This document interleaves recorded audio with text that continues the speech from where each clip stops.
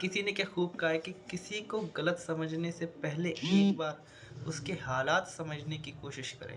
नमस्कार दोस्तों, मेरा नाम मधु शर्मा है और आज की कहानी एक ऐसे बादशाह के बारे में है जो भेस बदलकर अपने राज्य की खैर खबर लिया करता था।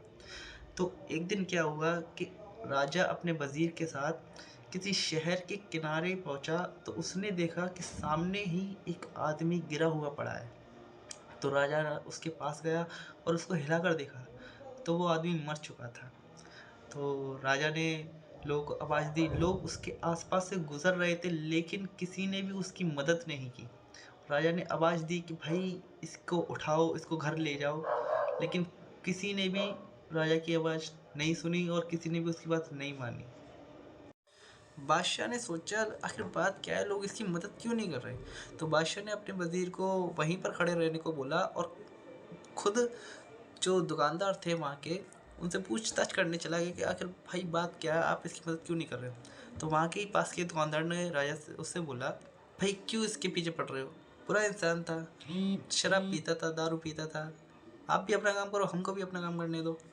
तो राजा ने बोला तो क्या हुआ, ये इंसान नहीं है। तो राजा खुद उसकी लाश उठाकर उसके घर ले गया और उसकी पत्नी को इस पूरे रवैये के बारे में बताया। उसकी पत्नी अपने पति की लाश देखकर रोने लगी और कहने लगी कि मैं गवाही देती हूँ, मेरा पति बहुत ही नेक इंसान है। इस बात पर राजा को बड़ा ही ताज्जुब हुआ और बोला, ऐसा कैसे हो सकता है, लोग इसकी बुराई कर रहे थे और तो और लोग इसकी लाश को हाथ लगाने तक को तैयार ना थे।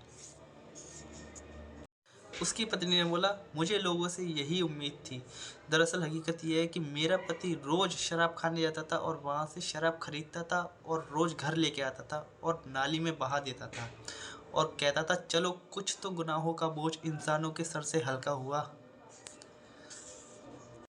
और रात में एक बुरी औरत यानी वेश्या के पास जाता और उसको उस रात की पूरी कीमत देकर आता और बोलता कि अपने दरवाजे बंद कर ले, और घर आकर कहता था कि खुदा का शुक्र है कि आज मैंने उस औरत का और नौजवानों की गुनाहों का कुछ तो बोझ हल्का किया।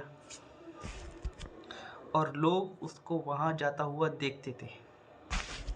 उसकी पत्नी ने बोला कि मैं उनसे हमेशा यही कहती थी कि जिस दिन तुम मरोगे उस दिन तुमको नहलाने तक कोई नहीं आएगा और ना ही तुमको कोई कंधा देने आएगा।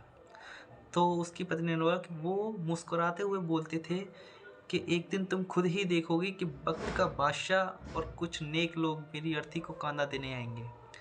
इस बात को सुनकर बादशाह रो पड़ा और बादशाह ने बोला, मैं ही बादशाह हूँ और इसका अंतिम संस्कार बहुत शाही अंदाज से करवाऊंगा और इसका दाह संस्कार भी कराऊंगा, इसकी अर्थी को कांधा भी मैं ही दूंगा।